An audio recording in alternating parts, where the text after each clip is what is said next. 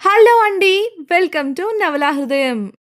వసంత శిశిరం వసంత శిశిరం తనకు గాయాలైన విషయం వసంత్కు తెలియనివ్వద్దని ఉమకు చెప్పిన కిషోర్ కాసేపట్లో వచ్చి వసంత్ శిశిర దగ్గర ఉంటాడని తను వెళ్లి ప్రక్కనున్న గదిలో విశ్రాంతి తీసుకోవచ్చని చెప్తాడు.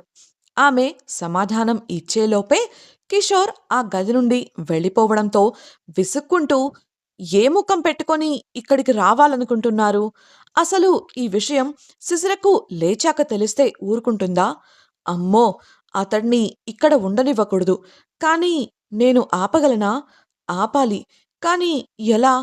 కంగారుగా అటూ ఇటూ తిరుగుతూ ఆలోచించడం మొదలుపెట్టింది. ఓ ఆలోచన తట్టింది. వసంత్‌కు ఎదురుపడి గొడవ పడటం కష్టం కాబట్టి కిషోర్‌తో వాదించి వసంత్ శిశిరకు దగ్గరగా కూడా రాకుండా చూసుకోమని హెచ్చరించాలని నిర్ణయించుకుంది. అనుకున్నదే తడవు ఆ గది నుండి అడుగు బయటపెట్టింది. మరో అడుగు వేసేంతలో ఆవేశంగా గదివైపు వస్తూ కనిపించాడు వసంత్. అతడి వెనుక కొంతమంది సెక్యూరిటీ వాళ్ళు ఉన్నారు. కిషోర్ కూడా ఒకంత ఆశ్చర్యంగా చూసినంతలో అతని కాలర్ పట్టుకొని ఆవేశంగా షూటౌట్ జరిగిందని నాకెందుకు చెప్పలేదు? బుల్లెట్ తగిలితే ట్రీట్మెంట్ తీసుకోకుండా ఇప్పటికిప్పుడు రావాల్సినంత అవసరం ఏం వచ్చింది? అని ప్రశ్నించాడు వసంత్.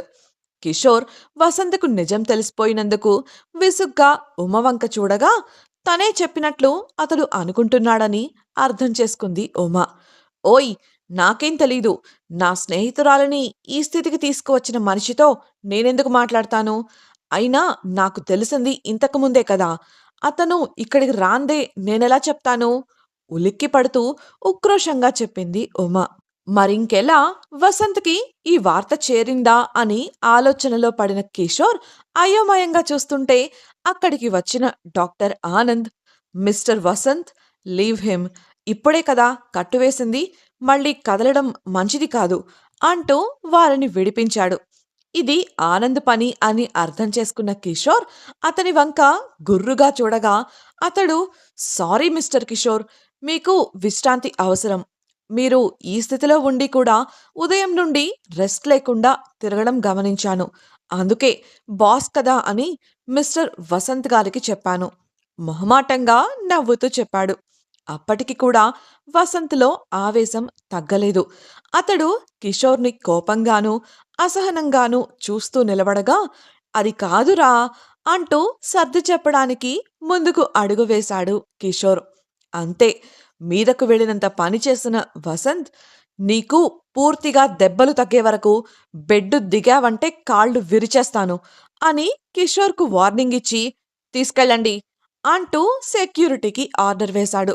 మరుక్షణం నలుగురు సెక్యూరిటీ గార్డులు కిషోర్‌ను వద్దంటున్నా ఎత్తుకొని అతన్ని స్ట్రెచర్‌పై పడుకోబెట్టారు. నేను చెప్పేది విను అని కిషోర్ అరుస్తున్నా వినకుండా అతన్ని అక్కడే పక్కనే ఉన్న మరో గదిలోకి తీసుకువెళ్లారు. వెళ్ళి ఫుల్ బాడీ చెక్ చేయండి. అవసరమైతే కట్టేసైనా ట్రీట్మెంట్ ఇవ్వండి అని సీరియస్‌గా ఆనంద్‌కు చెప్పిన వసంత్ ఉమను దాటుకొని శిశిర ఉన్న గదిలోకి వెళ్ళిపోయాడు. కిషోర్ పరిస్థితికి ముసిముసిగా నవ్వుకునే పనిలో ఉన్న ఉమ సమయానికి స్పందించలేకపోయింది. వసంత్ తలుపు వేసేయగా దబ్బున వచ్చిన శబ్దానికి ఉలిక్కిపడి వెనక్కు తిరిగింది. ఇదేంటి ఇలా వెళ్ళిపోయారు? నేనేం చెయ్యను? అనుకుంటూ తలుపు తెరవబోయింది. కాని లోపలి నుంచి గడియ పెట్టి ఉండటం వల్ల తలుపు తెరుచుకోలేదు. ఆమె కంగారు పడినంతలో వసంత్ తలుపు తెరిచి ఆమె వస్తువులను ఆమె చేతిలో పెడుతూ, ఆ గదిలో మరో బెడ్డుంది. నువ్వు అక్కడే విశ్రాంతి తీసుకో. తనను నేను చూసుకుంటాను స్థిరంగా చెప్పి తలుపు వేసేశాడు. ఏం చెయ్యలేక మనసులోనే శిశిరకు సారీ చెప్పుకొని కిషోర్‌ని తీసుకువెళ్ళిన గదిలోకి వెళ్ళింది ఉమ. కిషోర్‌కు ఫుల్ బాడీ చెకప్ చేసిన ఆనంద్ తీసుకోవాల్సిన జాగ్రత్తల వివరాలు చెప్పి కొత్త మందులు రాసిచ్చి వెళుతుంటే నిట్టూర్చాడు కిషోర్. ఉమ అతన్ని అనుమానంగా చూస్తూ, నిజం చెప్పు శిశిర, నువ్వు విశ్రాంతి తీసుకోవడానికి గోవాలో రెసార్టుకు వెళ్ళావని చెప్పింది.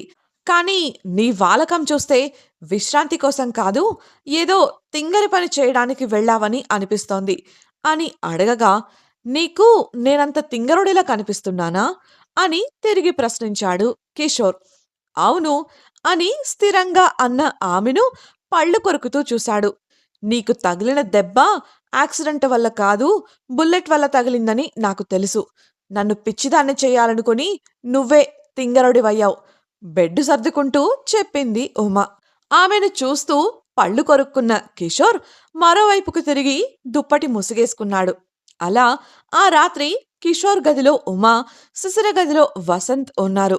ఆ రాత్రంతా నిద్రపోకుండా పక్కనే కూర్చొని శిశిర చేతులు పట్టుకొని ఆమెను చూస్తూ ఉండిపోయాడు వసంత్. మరుసటి రోజు ఉదయాన్నే ఉమా ఫ్రెష్ అయ్యి శిశిర దగ్గరకు వెళ్ళగా వసంత్ కనిపించలేదు. నర్సు శిశిర డ్రిప్స్ పరిశీలిస్తూ కనిపించి, సార్ ఇంతకు ముందే వెళ్ళిపోయారు మేడం. మీరు వచ్చే వరకు నన్ను ఉండమని చెప్పారు అని చెప్పడంతో వెళ్ళి శిశిర దగ్గర కూర్చుంది ఉమ. ఆ రోజు కూడా ఇంకా వర్షం పడుతూనే ఉంది. మరోవైపు వసంత్ ఇంటికి చేరుకునేసరికి అతడి కోసం హాల్లో ఎదురుచూస్తూ కనిపించాడు గగన్. వసంత్ సోఫాలో కూర్చోవడమే కాలేజ్ దగ్గర కనుక్కున్నాను. కొంతమంది స్టూడెంట్స్ నుండి కొన్ని వీడియోలు కూడా సంపాదించాను. మొత్తంగా అందులో 2 రకాల వీడియోలున్నాయి. ఒకటి సౌమ్య కెఫే కొంటానని గొడవ చేసిన రోజు రికార్డ్ చేసింది. మరొకటి కేఫ్ మీద ఫుడ్ ఇన్స్పెక్షన్ జరిగిన రోజుది. నేను కనుక్కున్నాను. ఇన్స్పెక్టర్ సౌమ్య దగ్గర డబ్బులు తీసుకొని ఆ రోజు ఈ పని చేశాడు.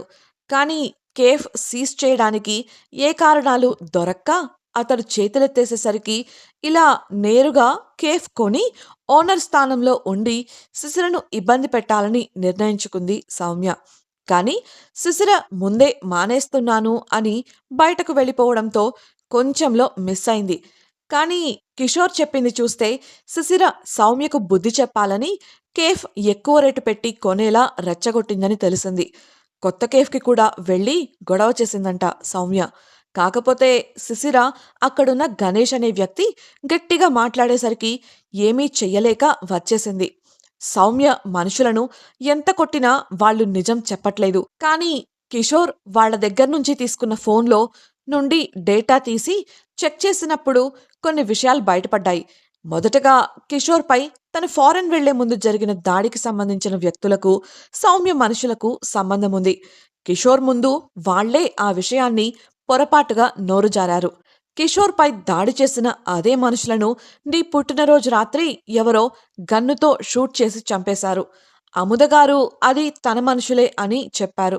మరియు వాళ్ళు దాడి చేయాలని చూసింది శిశిరపై అని తెలిసింది. నిన్న అముదగారు ఆస్పత్రికి వచ్చి కిషోర్కి ఈ విషయం చెప్పారు. సౌమ్య మనుషుల టవర్ సిగ్నల్స్ కూడా ఆ రోజు ఆ ఏరియాలోనే ఉన్నట్లు సాక్ష్యాలు దొరికాయి అని తాను కనుగొన్న ప్రతి విషయాన్ని పూసగుచ్చినట్లు వివరించాడు గగన్. సౌమ్య చేసిన పనికి వసంత్లో ఆమెపై విపరీతంగా ఉన్న కోపం ఇప్పుడు ఇంకా రెట్టింపయింది. కాని ఇది సమయం కాదని కంట్రోల్ చేసుకుంటూ, నువ్వు వెళ్ళి ఆస్పత్రిలో ఉన్న సెక్యూరిటీ వాళ్లను షిఫ్ట్ మార్చు. అక్కడ కావాల్సిన ఏర్పాట్లు చూసి నేరుగా గోడౌన్కొచ్చేయ్. నేను ఫ్రెష్ అయ్యి అక్కడికొస్తాను. వాళ్ళు నిజం ఎలా బయటపెట్టరో నేను చూస్తా. సూటిగా చూస్తూ గంభీరంగా చెప్పాడు వసంత్. బోర్ కొట్టడంతో ఆసుపత్రి కారిడార్లో వసంత్ లేడన్న ధైర్యంతో వాకింగ్ చేస్తున్నాడు కిషోర్. శిశిర ఉన్న గదికి ప్రక్క గది నుండి ఏదో గోల వినిపించింది. అప్పుడే కిషోర్కి ఆ గదిలో ఉంది ఎవరో కనుక్కోమని అడిగిన ఉమ మాటలు గుర్తొచ్చి మెల్లగా వెళ్ళి ఆ గది బయట ఉన్న కుర్చీలో కూర్చున్నాడు. కొంతసేపటికి ఆ గది నుండి నడివయసులో ఉన్న జంట ఆందోళనగా బయటకు రాగా గదిలోంచి ఒక ఆడపిల్ల అరుపులు, ఆ వెంటనే ఒక మగ గొంతు సాధారణ స్వరంలో మాట్లాడుతున్నట్లు వినిపించాయి. గది తలుపు వేసి ఉండటంతో మాటలు సరిగ్గా వినపడటం లేదు. ఆ జంట కిషోర్ వంక అనుమానంగా చూస్తూ ఉండటంతో విశ్రాంతి కోసం కూర్చున్నవాడిలా కదులుతూ తన చేతికున్న పేషెంట్ ట్యాగ్ వారి కంటపడేలా చేశాడు కిషోర్. దాంతో వారు అతడు పేషెంట్ అనుకుని వెళ్లి కిషోర్ పక్కన ఉన్న ఇతర కుర్చీలలో సెటిల్ అయ్యారు. నిజానికి కిషోర్ ముఖానికి మాస్క్ ఉండటం చేత ఉష తండ్రి అతన్ని గుర్తుపట్టలేదు. ఇద్దరి ముఖాలు దిగులుతో నిండి కనిపించాయి. కాసేపటికి ఓ యువకుడు ఆ గది నుంచి ఆవేశంగా బయటకొచ్చాడు. బయట కూర్చున్న జంట దగ్గరకు వెళ్ళి, ఈ సంఘటనకు నాకు ఎటువంటి సంబంధం లేదు. ఈ విషయంగా మీరు పోలీస్ కంప్లెయింట్ ఇచ్చుకున్నా కూడా నేను చెప్పేది ఇదే. నేను ఉష విషయంగా ఎప్పుడూ ఎటువంటి అడ్వాంటేజ్ తీసుకోలేదు అని స్థిరంగా చెప్పాడు. అతన్ని చూసిన కిషోర్ అతన్ని గుర్తుపట్టి మనసులోనే విహాన్ అనుకుంటూ ఆశ్చర్యపోగా అతని మాటల్లో ఉష అన్న పేరు మరింత ఆశ్చర్యకరంగా అనిపించింది. అవును, గదిలో పిచ్చిదానిలా అరుస్తోంది ఉషనే. విహాన్ తను చెప్పాలనుకున్నది చెప్పి అక్కడ్నుంచి వెళ్ళిపోగా ఆందోళనగా ఒకరి ముఖాలు ఒకరు చూసుకున్నారు ఆ జంట. అదే ఉష తల్లిదండ్రులు. అదే సమయంలో గది నుండి రకరకాల శబ్దాలు రాసాగాయి. గదిలో చేతికి దొరికిన వస్తువులన్నింటినీ విసిరిపారేస్తూ ఆవేశంగా గందరగోళం చేస్తోంది ఉష. ఆ శబ్దాలు వినపడి వారు కంగారుగా లోపలికి వెళ్లారు. శిశిర, వసంత్లకు పెళ్లి జరిగిన కొత్తలో ఎవరో కాలేజ్లో శిశిరకు ఇబ్బంది కలిగిస్తున్నారని విచారించిన సమయంలో ఉష గురించి తెలుసుకున్నాడు కిషోర్. అలా ఈరోజు ఫిహాన్ను గుర్తుపట్టగలిగాడు. అసలు వాళ్ళ విషయంలో ఏం జరుగుతోంది అనుకుంటూ విచారించడానికి గగన్కు ఫోన్ కలిపినవాడల్లా ఇప్పుడున్న పరిస్థితుల్లో శిశిర విషయంగా సౌమ్యపై ఫోకస్ చేయడం ముఖ్యం అనుకుంటూ కాల్ కట్ చేశాడు. తనే ఏదో ఒకలా ఉష గురించి కనుక్కోవాలని నిర్ణయించుకుని డాక్టర్ ఆనంద్ని కలవడానికి వెళ్ళాడు. డాక్టర్ ఆనంద్ ఉష గురించి చెప్పడం వారి ఆస్పత్రి నియమాలకు విరుద్ధమని, అందులోనూ ఉష తాలూకు మనుషులు అంటే ఉష తల్లిదండ్రులు ఆమె గురించి ఎటువంటి వార్త బయటకు రాకుండా చూడమని ప్రత్యేకించి చెప్పారని చెప్పాడు. అందుకు కిషోర్ ఉష చదివే కాలేజీ, చదువు, ఇతర వివరాలు చెప్పి తను కూడా శిశిర చదివే కాలేజీలోనే చదువుతుందని, ఉషకు శిశిర అంటే పడదని, ఎప్పుడూ శిశిరను ఇబ్బంది పెట్టాలని చూస్తూ ఉంటుందన్న విషయాన్ని వివరించి చెప్పాడు కిషోర్. అందువల్ల శిశిర గురించి ఎట్టి పరిస్థితుల్లోనూ ఆమెకు తెలియకుండా ఉండేలా చూసుకోమని, శిశిరను సంబోధించేటప్పుడు మిసెస్ వసంత్గా పిలవమని జాగ్రత్తలు చెప్పి ఆనంద్ అందుకు ఒప్పుకోవడంతో బయటకు వచ్చేశాడు. వసంత్ చెప్పినట్లే గోడౌన్ దగ్గర ఎదురుచూస్తున్నాడు గగన్. కొంతసేపటికి అక్కడికి చేరుకున్న వసంత్, ఎక్కడున్నారు వాళ్ళు అంటూ సౌమ్య మనుషులను ఉద్దేశించి అడిగాడు. దాంతో లోపలికి దారి చూపాడు గగన్. గగన్తో వచ్చిన వసంత్ గంభీరమైన వర్చస్సును, అతని ముఖంలో కనిపిస్తున్న కోపాన్ని చూసి సౌమ్య మనుషులు భయపడసాగారు. లీడర్ కళ్లతో సైగ చేయడంతో భయాన్ని కనపడనివ్వకుండా దాస్తూ ఎట్టి పరిస్థితుల్లోనూ నోరు జారకూడదని నిర్ణయించుకున్నారు. అప్పటికే వారి శరీరాలు గాయాలతో నిండగా ముఖాలు ఎర్రగా కందిపోయున్నాయి. ఎంత కొట్టినా నోరు తెరవట్లేదు బాస్ అని గగన్ అన్న మరుక్షణం ఏదో సైగ చేశాడు వసంత్. గగన్ తమ మనుషులను అక్కడ్నుంచి పంపించేయగా వారు వెళ్లిన మరుక్షణం గోడౌన్ టాప్ లేచిపోయేలా లీడర్ అరుపు వినిపించింది. అతడి మోచెయ్యి మెలితిరిగి కనిపించింది. ఆ అరుపు పూర్తయినంతలో మరొకరి అరుపు, ఆ తరువాత ఇంకొకరి అరుపు. ఇలా అక్కడున్న మనుషులందరివి అరుపులు ఒకదాని తర్వాత ఒకటి వినిపించాయి. తనకు మాత్రమే తెలిసిన జాయింట్లు ఊడతీసే టెక్నిక్ని వారిపై ఉపయోగించాడు వసంత్. విపరీతమైన నొప్పి కలిగి అరుస్తూ విలవిలలాడుతున్నారు సౌమ్య మనుషులు. వీళ్ళు జీవితంలో లేవకుండా జాయింట్లు ఊడదీసే పని నేను చూసుకుంటా. జీవితంలో మాట్లాడకుండా నాలుకలు తీసేసే బాధ్యత నీది. నిజం చెప్పనప్పుడు నొప్పి అనో ఆకలి అనో చెప్పడానికి శరీరంలో ఏ భాగం పనిచేయకూడదు. సౌమ్య మనుషులను కోపంగా చూస్తూ చెప్పాడు వసంత్. గగన్ అక్కడి నుంచి వెళుతుంటే వసంత్ లీడర్ పక్కనున్న మనిషి ముందుకు వెళ్లి అతని భుజం మొదలుకొని ప్రతి జాయింటు విడదీశాడు. అతడి భయంకరమైన అరుపులకు మిగతా వారి గుండెలు అదిరాయి. అతడి తరువాత లీడర్ ముందుకు వెళ్లి అతని భుజం పట్టుకున్నాడు వసంత్. అంతే, బెదిరిపోయి పెద్ద పెద్దగా అరుస్తూ, వద్దు వద్దు, చెప్తాను, అన్నీ చెప్తాను, నన్ను వదిలేయండి ప్లీజ్ అని బ్రతిమిలాడటం మొదలుపెట్టాడు లీడర్. ఇంతకీ వసంత్ అతన్ని వదిలేస్తాడా? అతడు సౌమ్య గురించి నిజాలు బయటపెడతాడా?